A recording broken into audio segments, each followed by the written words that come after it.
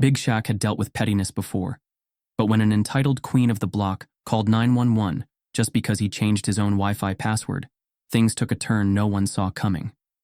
A bogus emergency call meant to humiliate him ended up exposing a web of corruption buried deep within the neighborhood. Discrimination, fraud, and a missing family. One simple password change unraveled it all. And the most ironic part?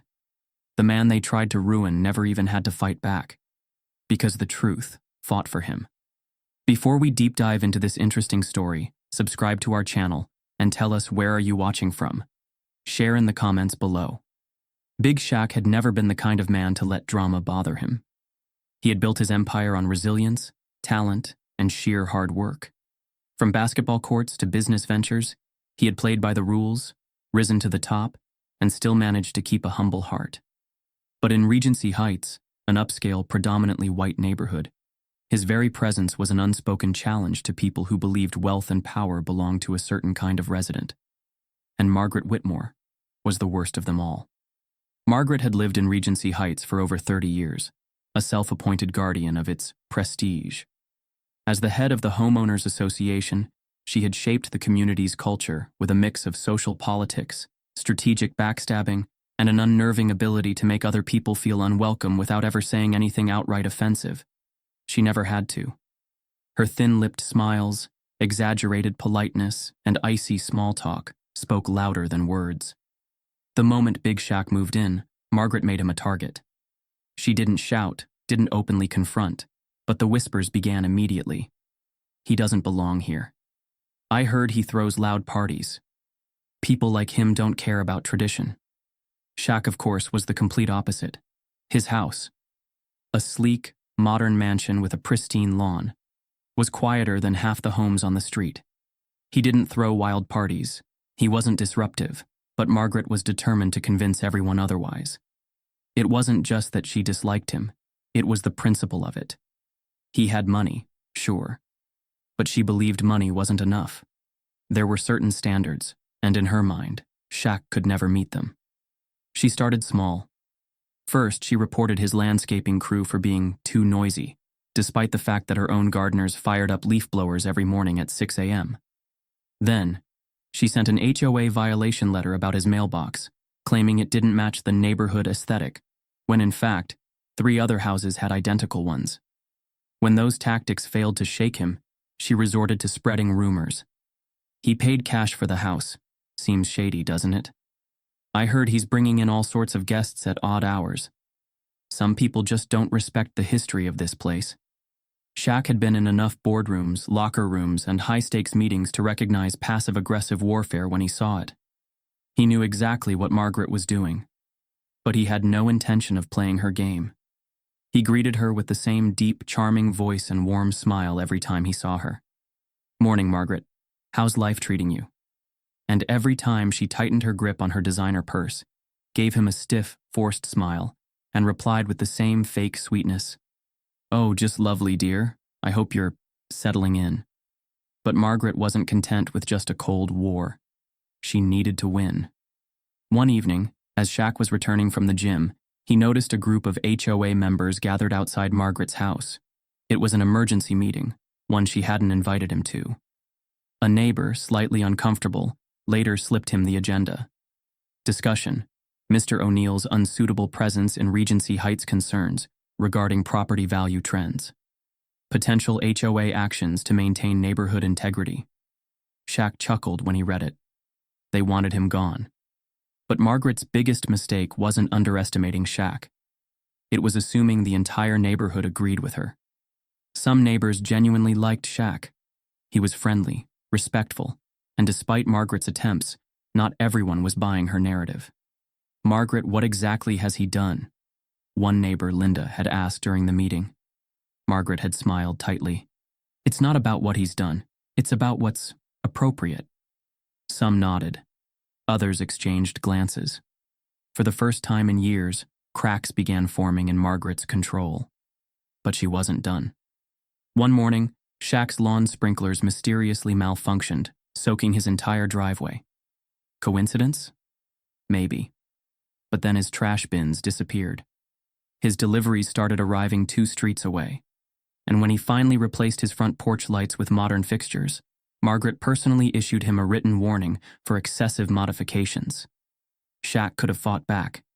He could have called out the obvious targeting, filed formal complaints, but he didn't. He had seen people like Margaret his entire life. The minute you react, they act like they're the victims. Instead, he let her exhaust herself, let her rage in circles while he lived his life unbothered. But then came the Wi-Fi incident, and Margaret finally crossed a line she could never uncross. Shaq had never cared much for technology. Sure, he had all the latest smart home gadgets, security systems, and a top-of-the-line entertainment setup. But when it came to the little things, like his Wi-Fi settings, he left that to his assistant. So when he noticed his internet speed slowing down, he didn't think much of it at first. At most, he figured it was a temporary glitch, or maybe one of his neighbors had a device interfering with his signal. But after a few days of frustratingly slow connections, he finally had someone check it out. The problem wasn't a glitch. Someone had been mooching off his Wi-Fi. Shaq wasn't stupid. He knew there were only a handful of houses close enough to leech off his signal. He could have ignored it. But why should he?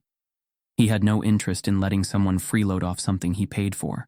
So, with a simple settings update, he changed his Wi-Fi password. He didn't think about it again. But Margaret Whitmore did. Margaret had been using Shaq's Wi-Fi for months. She had never asked for access, of course. That would mean acknowledging him. And acknowledging him meant admitting he was an actual resident and not some passing inconvenience. Instead, she had simply taken what she felt she was entitled to. She had gotten comfortable with it too. Streaming, downloading, video chatting with her equally insufferable friends. All on Shaq's dime. She didn't see it as stealing. No, stealing was what those people did. In her mind, it was her right. So when her connection suddenly cut off, it wasn't just an inconvenience. It was an insult. At first, she assumed there was some technical issue. She reset her modem. Nothing. She restarted her laptop. Still nothing. Then, she did something she never had to do before. She actually checked her own Wi-Fi account. And that's when she realized. Shaq had locked her out. The audacity. She was livid. Margaret sat in her pristine kitchen, clutching her cold cup of coffee, her face twisting in growing resentment. She needed someone to blame. In her mind, there was no reasonable explanation for what Shaq had done. Why would he change his password unless he was hiding something? Typical criminals, always covering their tracks, she muttered under her breath, her fingers tightening around the handle of her porcelain mug. She could have let it go. She could have paid for her own internet like every other responsible adult in the neighborhood. But Margaret was not a responsible adult. She was a woman who thrived on control, on power, on feeling like she was untouchable. And right now, she felt powerless. That wouldn't do. Margaret called a few of her closest friends, a group of equally self-important, privileged women who thrived on drama. She told them what happened, spinning the story to make it sound as if Shaq had personally gone out of his way to disrupt her life. "He's up to something," she whispered, her voice dripping with venom. "I always knew there was something off about him." The women gasped, their imaginations running wild. "I heard he brings in all kinds of guests at night," one of them chimed in. "I bet he's running some kind of business in there," another speculated. Margaret sat back, pleased. She had planted the seed. But it wasn't enough. She wanted revenge. And then, like a spark igniting dry wood, an idea struck her. It was petty. It was ridiculous. But it was exactly the kind of move Margaret lived for. She picked up her phone and dialed 911. 911, what's your emergency?" Margaret lowered her voice, injecting the right amount of panic, enough to sound both concerned and convincing. I'm not sure, but there's a man next door. A large man. He's been messing with security systems all morning. I think he's trying to hack something." She let out a shaky breath, as if she was truly frightened. "He's a very large black man." The dispatcher asked for more details, but Margaret had already done her part. She had used the right words, the right tone, the right fear-mongering tactics that she knew would get a response. She had set something dangerous in motion, and she didn't care. Detective Cole Harrington had been on the force long enough to recognize a bogus call when he heard one. And this one, it practically screamed entitled hysteria. The dispatcher's notes were vague, full of unnecessary adjectives like suspicious activity, a very large man, and the always conveniently placed "I feel unsafe," which usually translated to "I don't like my neighbor, but I want someone else to deal with him." Still, a call was a call. And in a neighborhood like Regency Heights, anything that made the rich folks uneasy was taken seriously. Too seriously. Cole pulled up to the property, followed by 2 uniformed officers. As soon as he stepped out, Margaret rushed down her porch steps in a carefully rehearsed display of distress. "Oh, thank God you came quickly," she gasped, clutching her pearls in a dramatic show of nervous relief. "I didn't know who else to call. It's been going on all morning. Strange behavior, him tampering with systems, and She let out an exaggerated shaky breath, placing a trembling hand on her chest. "I just didn't feel safe." Cole kept his face unreadable, but internally he was already exhausted. "And by him, you mean?" Margaret tilted her chin toward Shaq's house, as if directing his gaze toward an unwanted intruder, instead of a man who actually lived there. Cole had seen this playbook before. He had responded to too many calls like this, where the real complaint wasn't about a crime, but rather about who was allowed to exist in certain spaces. Still, he had a job to do. "Wait here. We'll check it out." He walked up Shaq's driveway, his officers flanking him. They didn't ring the bell. They didn't knock. They didn't need to. The presence of 3 cops in tactical stance outside a black man's home was already an act of intimidation. Shaq opened the door before they could escalate it further. He was calm, not surprised, not alarmed, just tired. "Afternoon, gentlemen. What's the problem?" Cole took in the sight of the man in front of him, built like a damn fortress, but standing there with the kind of composure that only came from experience. A man who had clearly been through this before. "We got a call about suspicious activity," Cole said, keeping his tone neutral. "A report that you were tampering with security systems." Shaq exhaled through his nose, the ghost of a smirk flickering across his face. "Security systems? You mean my own Wi-Fi?" Cole didn't react, but one of the younger officers shifted uncomfortably. It was a ridiculous situation, and they all knew it. "You mind if we take a look around?" Shaq leaned against the doorframe, crossing his arms over his chest. "Yeah. Actually, I do." The words hung in the air, heavy and pointed. A challenge without being outright defiant. "Sir, we just need to verify." "Verify what? That I changed my own password? That I had the nerve to stop someone from stealing what they weren't paying for?" Shaq's voice remained steady, but his eyes burned with quiet annoyance. Cole could feel the tension thickening. This wasn't going anywhere. "Look," he sighed, rubbing his temple. "I get it. It's probably nothing. But the best way to shut this down is to let us clear it up." Shaq stared at him for a long moment. Then with a slow shake of his head, he stepped aside. "Be my guest, but you better not touch anything that doesn't belong to you."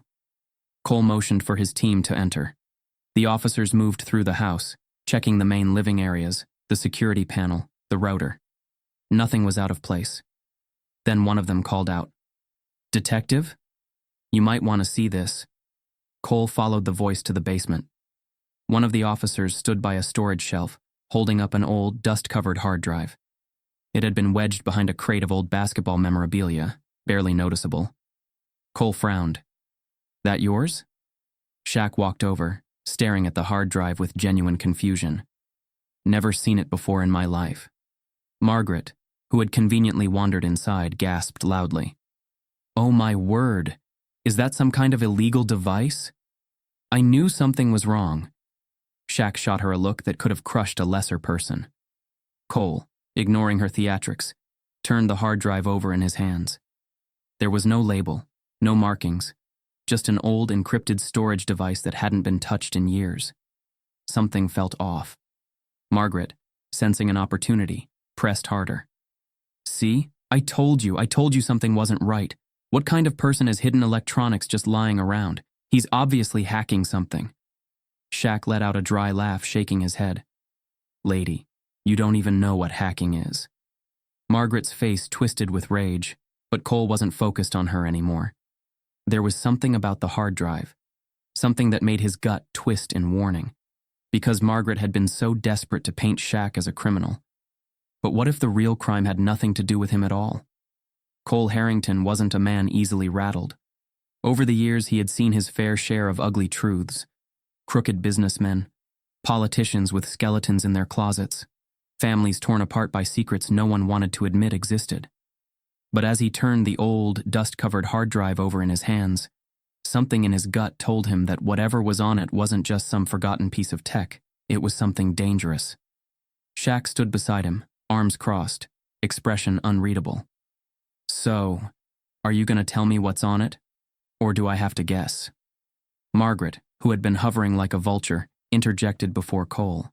Cole could answer. "Oh, come on, officer. You can see what's happening here, can't you?" Her voice dripped with false concern.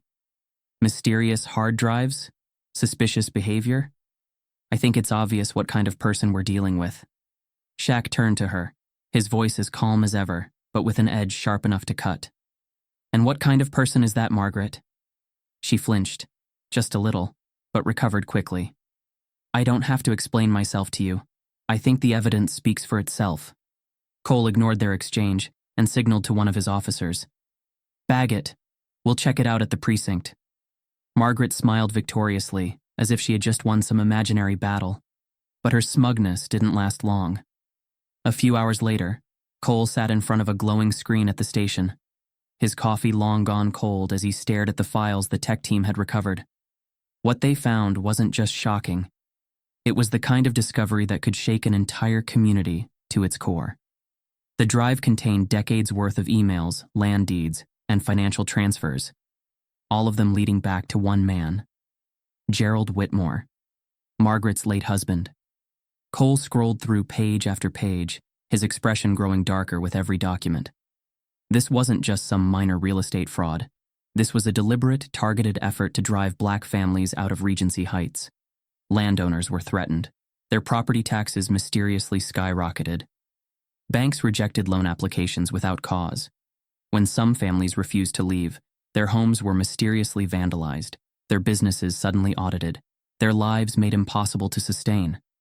And at the center of it all, Gerald Whitmore's signature was on everything. But the worst part, the part that made Cole's blood run cold, was a single missing persons report buried in the files. A family, Joseph and Linda Parker. They had once lived in the very house Shaq owned now, and in 1994, they vanished. No records of them leaving town, no transfer of property, just gone. Cole leaned back, exhaling slowly. Margaret wasn't just some bitter old racist playing homeowner politics. She was the widow of a man who had built his fortune on intimidation, corruption, and, possibly, something even worse. And now, she was desperate to keep it buried. By the time Cole returned to Regency Heights, Margaret was already waiting on her front porch. She had changed clothes, done her hair, and forced herself into an image of control. But the moment she saw Cole's face, the cracks in her facade showed. "What did you find?" she asked, her voice a little too sharp. Cole didn't respond, not at first. Instead, he let the silence stretch just long enough to make her squirm. Then, finally, he said, "Let's talk inside." Margaret's jaw clenched, but she stepped aside. Once they were seated in her pristine living room, Cole didn't waste time. "You knew." Margaret's hand twitched against the armrest of her expensive chair. "I don't know what you're talking about." Cole pulled out his phone, scrolling through pages of damning evidence, stopping at a bank transfer from 1995, one that showed a sudden massive deposit into Gerald Whitmore's account. "Your husband was paid to push people out of this neighborhood, black families. He created fake zoning violations, increased property taxes, and when that didn't work, people disappeared." Margaret's expression didn't change, but her fingers gripped the chair tighter. "That was decades ago, detective." Cole tilted his head. "So you're not denying it?" Margaret gave a thin smile. "I'm saying whatever happened a long time ago. And there's no evidence tying me to any of it." Cole leaned forward, resting his elbows on his knees. "You're right. Legally, you probably won't go down for this. But public opinion? That's a different story. How do you think your precious little reputation will hold up when people find out you've been protecting a legacy of fraud and hate?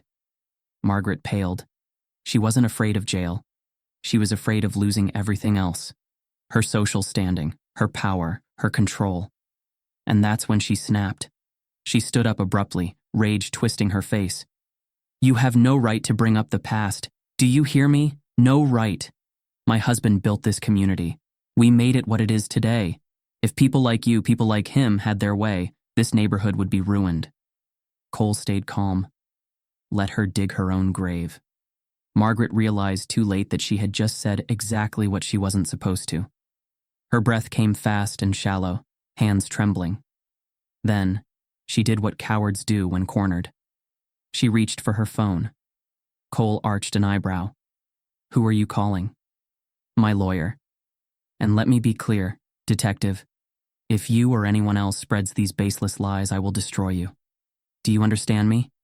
I will sue this entire department if I have to. I will. Cole stood. Go ahead, Margaret. Call your lawyer. Call anyone you want, but this story's already bigger than you. Margaret froze. For the first time, she looked genuinely afraid, not because of what she had done, but because she couldn't stop what was coming next. Shaq wasn't the real threat to her world. The truth was. And now, it was out. The first ripple of gossip started before the police even left Regency Heights. A few neighbors had been watching from their porches, sipping their expensive wine and pretending not to stare. Some were thrilled by the drama. Rich people loved scandals, as long as they weren't in them. Others exchanged uneasy glances, wondering if they had been backing the wrong person all these years. By morning, everyone knew. Margaret Whitmore's name had always carried weight in this community. People listened when she spoke, followed her rules, feared her judgment. But now, that weight was starting to crack, and the whispers began. Did you hear about the hard drive? They say Gerald Whitmore was running property scams for decades. And the Parkers, remember them? They used to live in Shaq's house. Then they just vanished. If Margaret knew about it, she's just as guilty. Margaret felt it happening. For the first time in her life, she wasn't the one controlling the narrative. It infuriated her. She had spent years crafting her image, building her reputation, making herself untouchable. Now, overnight, it was slipping through her fingers. But if there was one thing Margaret wasn't, it was a woman who accepted defeat. If she was going down, she was going to take someone else with her, and Shaquille O'Neal was the perfect target. Shaq had been watching the fallout with quiet amusement. He had spent most of his life being underestimated, being treated like he wasn't supposed to be in certain spaces. This neighborhood was no different. Margaret and her kind didn't hate him because he was loud or disruptive. They hated him because he wasn't begging to be accepted. So when a local news station requested an interview, Shaq didn't hesitate. He sat in front of the cameras, his voice calm, steady, unshaken. I've seen this before. People like Margaret don't just hate change, they hate losing control. The reporter leaned in. Do you think she was personally involved in what happened to the Parkers? Shaq exhaled slowly. He wasn't going to say something he couldn't prove. What I think is that she's spent decades protecting the people who were involved, and that makes her just as bad. The interview aired that evening, and Margaret snapped. Margaret knew how to manipulate the media. She had built her entire identity on being a gracious, well-mannered, charitable woman. Someone who couldn't possibly be racist, because she once donated to an inner-city youth program. So, when she was invited onto a competing news station, she made sure to play her role perfectly. She appeared teary-eyed, fragile, heartbroken. She called Shaq a dangerous radical. She clutched her pearls and shook her head sadly. This has been so painful for me. I've lived in Regency Heights for over 30 years. I have always loved my neighbors. But now I'm being attacked by someone who wants to ruin my reputation. She dabbed at her dry eyes with a tissue. I just don't understand why Mr. O'Neal is targeting me like this. I've done nothing but welcome him into our community. But now, he's turning people against me. The anchor nodded sympathetically. Too sympathetically. Do you feel threatened? Margaret let the question linger, just long enough to imply something sinister. Then, with a perfectly timed breath, she whispered, "Yes, I do." The interview changed everything. Now, it wasn't just whispers in the street. It was arguments in grocery stores, debates at dinner tables, friendships being severed over group texts. Some neighbors rushed to defend Margaret. "She's a kind woman. She's done so much for this community. This cancel culture nonsense has gone too far. I mean, Shaq is a good guy and all, but do we really know him?" Others weren't buying it. If she's innocent, why is she panicking? She never cared about Shaq until now. Why suddenly call him a threat? I always thought something was off about the Whitmores. Now we know why. Tensions reached a boiling point at an HOA meeting a few nights later. The community center was packed. People who had never attended a single meeting before showed up just to witness the war. Margaret, standing at the front, looked composed but livid. Shaq, sitting in the back, looked bored. The HOA president, a man who had spent the past decade blindly obeying Margaret, cleared his throat nervously. "We, called this meeting to discuss recent concerns raised about our community's history and the, media attention we've been receiving." Margaret stood immediately. "This entire situation has gotten out of hand," she declared, her voice sharp and commanding.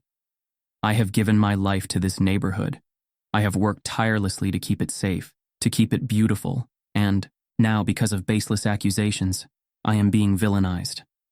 A few people murmured in agreement, but then Shaq spoke, and the room fell silent. He stood up slowly, taking his time. Then, in a voice that was calm, powerful, and impossible to ignore, he said, "You don't hate me because of my house." Margaret's expression twitched. Shaq took a step forward, looking around the room, making sure everyone heard him. "You hate me because I didn't have to beg for it." A sharp, collective inhale. Margaret froze. Shaq turned his gaze toward her, his presence towering, but not threatening. "You've spent years deciding who belongs here and who doesn't. But the truth is, Margaret, this neighborhood was never yours to control." The weight of his words hung in the air like a storm cloud, and for the first time in her entire reign, Margaret had nothing to say. The fallout was immediate. Margaret lost control of the HOA. Board members started resigning, one by one. Local businesses distanced themselves from her. And when the homeowners voted on whether she should remain on the board, she lost. By a landslide. Margaret Whitmore, once the undisputed queen of Regency Heights, was now just another resident. And that was unforgivable. She wasn't done fighting. But what she didn't know was, she had already lost.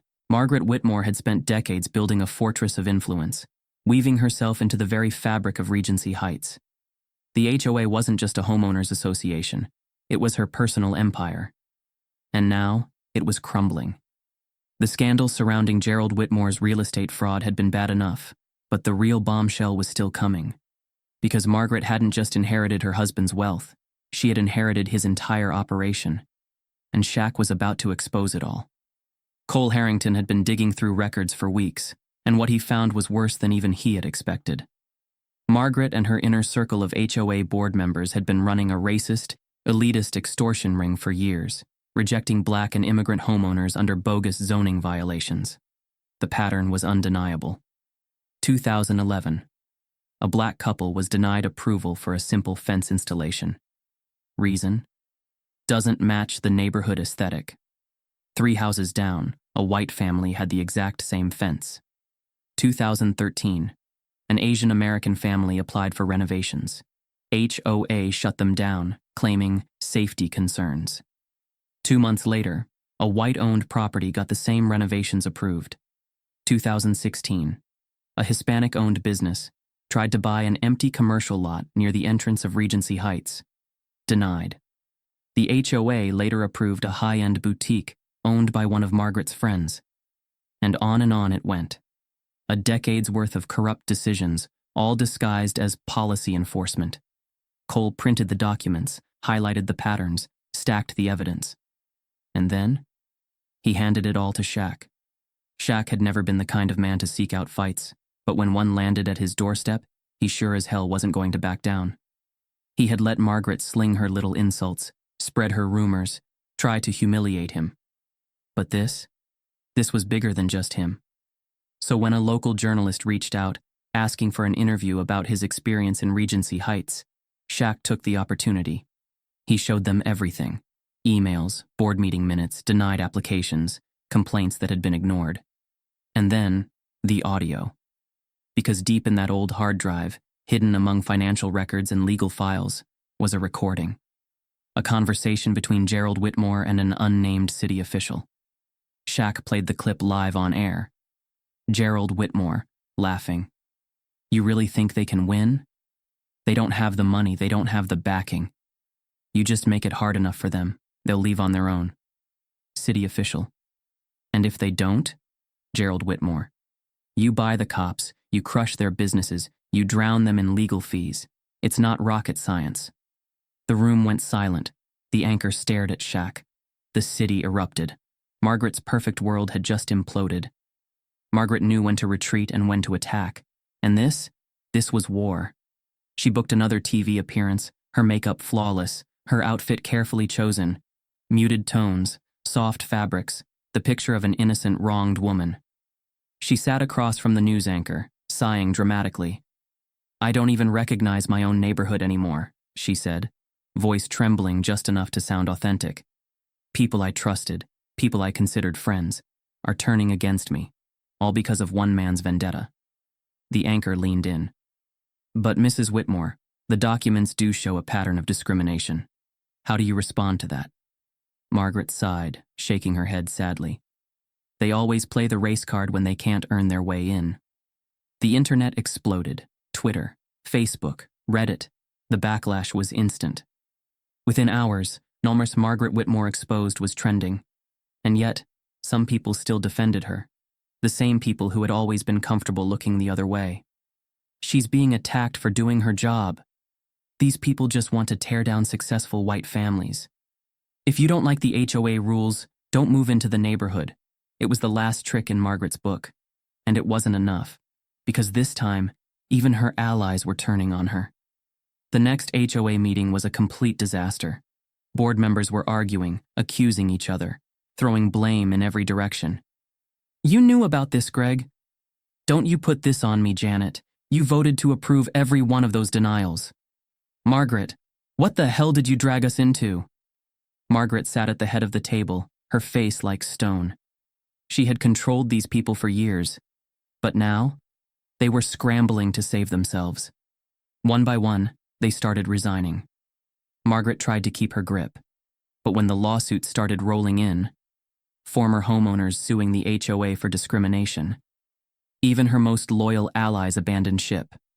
The board dissolved within a week, and Margaret Whitmore's kingdom was officially dead.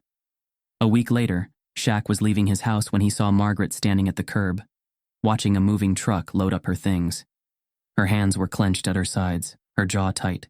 She wouldn't look at him. But Shaq, he smiled. Not out of spite. Not out of revenge. But because for the first time, Margaret wasn't in control. She had spent years deciding who belonged in this neighborhood. And now, she was the one being pushed out. Poetic. Damn poetic. Margaret Whitmore had spent decades weaving herself into the very fabric of Regency Heights. She had built relationships with judges, council members, and local police chiefs, all carefully cultivated over expensive luncheons and whispered agreements. She had always counted on her influence to protect her, but influence only worked when people still answered your calls. And now, no one was picking up. The investigation into Margaret's HOA wasn't just a local scandal anymore. After Shaq's interview and the leaked audio recordings of Gerald Whitmore discussing real estate fraud, the FBI officially stepped in. Cole Harrington had expected pushback. He had expected Margaret to lawyer up, to throw every roadblock possible in their way. But what he didn't expect was how fast her empire collapsed. The minute the FBI started requesting financial records, Regency Heights elite went silent. Margaret tried calling old allies, city officials, developers, businessmen who had once treated her as royalty. But the moment they heard federal investigation, they wanted nothing to do with her. At first, she refused to believe it. "They'll come around," she told herself, gripping her pearl necklace so tightly it nearly snapped. They always do.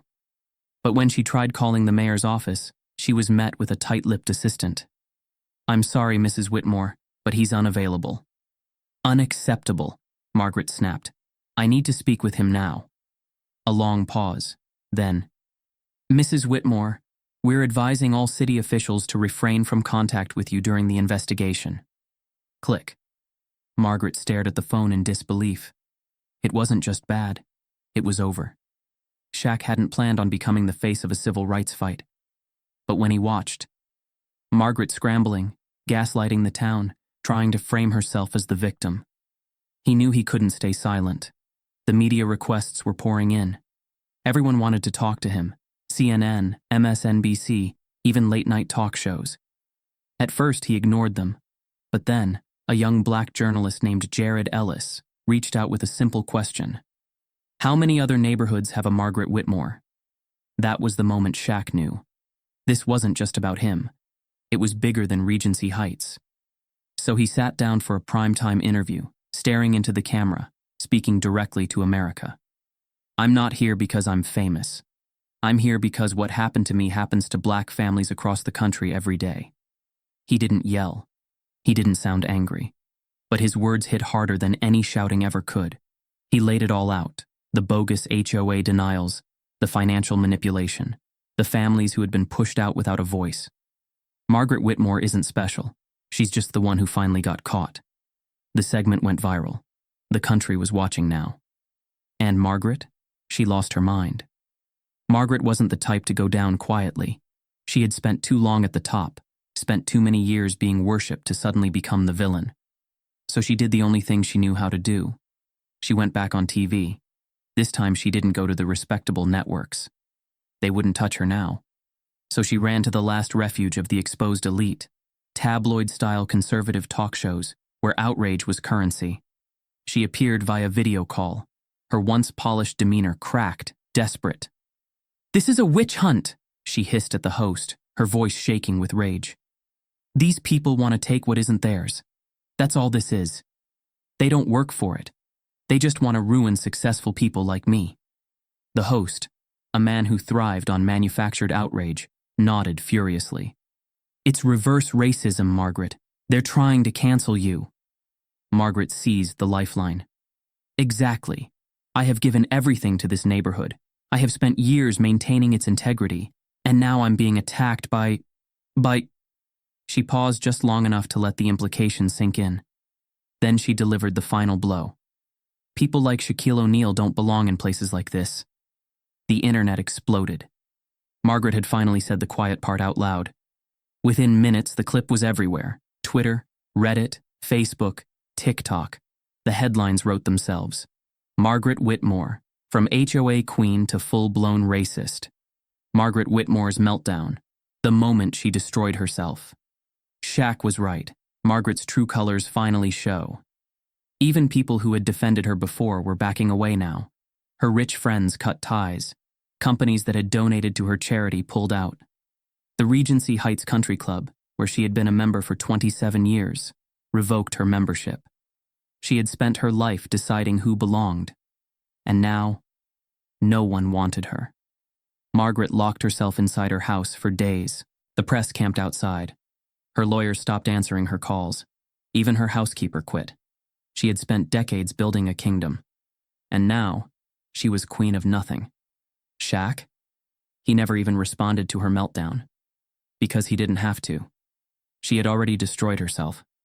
Margaret Whitmore had spent her entire life believing she was untouchable. For years, she had ruled Regency Heights with an iron grip, deciding who belonged, who thrived, and who was slowly pushed out. Her power had never been questioned, her status never challenged. But now she was nothing more than a national disgrace, and she wasn't handling it well. The first real blow came when she checked her bank account. Margaret had always kept her wealth carefully spread across multiple accounts, investments, and trusts. She prided herself on being financially untouchable. But the FBI wasn't just investigating Gerald Whitmore anymore. They were investigating her. And as of this morning, her assets had been frozen. Margaret stared at the screen in disbelief, refreshing the page again and again, as if the numbers would magically reappear. Due to an ongoing federal investigation, your account has been temporarily restricted. She felt a cold sweat creeping up her spine. No money, no access, no power.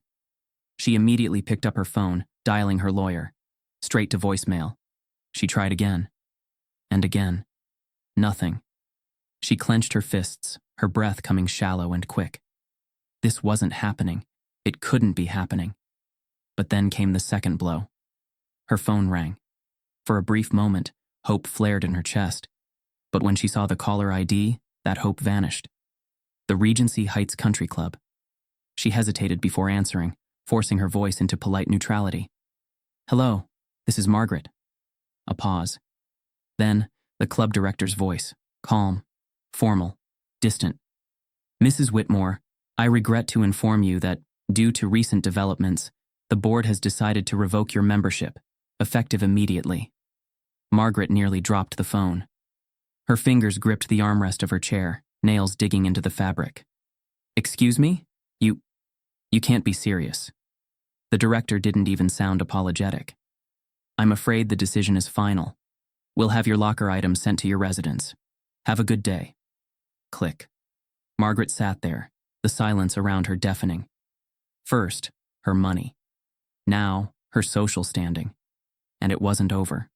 Margaret still hadn't left her house. The press was camped outside, waiting for any sign of her. The few friends who still dared to call her only wanted distance, not loyalty. She had thought she could survive this, ride it out, wait for the media storm to die down. But then, someone from her own circle betrayed her. An anonymous whistleblower, a former HOA board member, leaked even more documents, emails, texts, proof that Margaret hadn't just inherited her husband's corruption, she had actively continued it. One message in particular went viral. Margaret Whitmore, 2017. "We need to be careful about who we're approving. If we're not strict, we'll be overrun in 5 years. It's already bad enough as it is." Screenshots of the messages flooded the internet. News anchors read them live on air, shaking their heads in disgust. Margaret Whitmore wasn't just a bitter old racist, she was a criminal. And the country wanted her to pay. Margaret had never truly known fear until now. Every morning she expected a knock on the door. Not from a friend, not from a lawyer, but from the FBI. She barely slept. She barely ate. She paced through her massive house, now feeling more like a prison than a home. She spent hours watching the news, clinging to any shred of hope that the headlines would change. But they never did. Every channel, every article, every tweet, they all had her name. The downfall of a racist empire. The HOA queen who became America's most hated woman. How Shaquille O'Neal took down Margaret Whitmore without lifting a finger. Margaret turned off the TV, her hands trembling. She had lost everything, and the world was celebrating. Margaret knew she was running out of time. So, in one final desperate move, she tried to destroy the last pieces of evidence. Late at night, she gathered stacks of documents, old receipts, transaction records. She took them to the fireplace, throwing them in one by one, watching them burn. But it was too late, because the FBI was already watching. And the next morning, they finally knocked. Margaret Whitmore opened the door, her face pale, her body shaking. Cole Harrington stood there, a federal agent at his side. "Margaret Whitmore, we have a warrant to search your property." She didn't speak, didn't fight, didn't argue. For the first time in her life, Margaret had no power. She just stepped aside, letting them in. She had spent decades deciding who belonged, and now, she was the one being erased. Margaret Whitmore's mansion sat empty. The once pristine lawn, which she had forced the HOA to enforce strict regulations on, was overgrown with weeds. The perfectly curated flower beds? Wilted. The grand white columns, a symbol of her control over Regency Heights, now looked like relics of a fallen empire. No one wanted to touch the property. It had been up for auction ever since the FBI froze Margaret's accounts, and not a single buyer in Regency Heights had dared to place a bid. Maybe it was bad optics. Maybe it was guilt. Or maybe no one wanted to live in the ghost of Margaret Whitmore's shame. But someone did want it, and that person was Big Shaq. Shaq had heard about the auction through Cole Harrington, who casually mentioned it over coffee. Margaret's old house is going up for sale. Word is no one's biting. Shaq had chuckled, shaking his head. Rich folks love a scandal until they have to live in one. Cole smirked. You thinking about making a move? Shaq hadn't thought about it before. He had no personal attachment to Margaret's house. To him, it was just a building. But then, an idea started forming. Something bigger than revenge. Something lasting. So he made one phone call and placed a bid. No one else competed. By the end of the week, the property was his, and Regency Heights had no idea what was coming next. For weeks, neighbors whispered, wondering what Shaq was going to do with the property. Would he tear it down? Would he flip it? Would he turn it into a giant middle finger to the HOA? No one knew. And then, one crisp morning, a banner went up on the front lawn. Coming soon. The Parker Community Center. It hit the neighborhood like an earthquake. Shaq wasn't turning Margaret's old estate into just another luxury home. He was turning it into a community center, named after the very family that had once been erased from Regency Heights. A place for underprivileged kids, mentorship programs, financial literacy classes, and local outreach. A place where the doors would always be open. The irony was delicious. The very house that Margaret had used as a symbol of exclusion was now becoming a monument to inclusion. Shaq hadn't just beaten Margaret. He had rewritten the entire story of the neighborhood. At first, the old guard resisted. Some of the remaining HOA members tried to block permits, scrambling for loopholes, searching for ways to stop the project. But Shaq had one thing they didn't: resources, connections, and a public that was fully behind him. The pushback didn't last long, and once the center broke ground, the real transformation began. New families moved in. The tight grip of the old HOA loosened, making room for a more diverse, more welcoming community. The businesses changed. A local black-owned coffee shop opened near the entrance of the neighborhood, bringing in a younger, fresher energy. A long vacant lot was turned into a farmer's market. Regency Heights wasn't just changing, it was healing. And the one person who couldn't stand it was Margaret Whitmore. Margaret had lost everything. Her money, her home, her power. She had gone from the most feared woman in Regency Heights to a ghost. She still lived in town. She couldn't afford to move anywhere else. But now, she was nobody. The same people who had once hung on her every word now avoided her in the grocery store. The whispers she had once controlled, now they were about her. Did you see her? God, she looks terrible. She's still here? Why doesn't she just leave? You know what the worst part is? If she had just shut up, she'd still have everything. Margaret had spent her life deciding who was welcome in her world. And now? She wasn't welcome in it. Shaq never saw Margaret again. Not once. Not when the community center opened. Not when the neighborhood officially dissolved the HOA she once ruled over. Not when Regency Heights became something better. Something she never wanted it to be. He never saw her, but he didn't have to, because he had already won. And he did it without lifting a single finger. Power doesn't crumble in a day, but the right push can bring down an empire. This isn't just a story about a neighborhood. It's a story about every place where silent rules decide who gets to belong. So ask yourself, who's really making the rules where you live? And more importantly, who's ready to change them?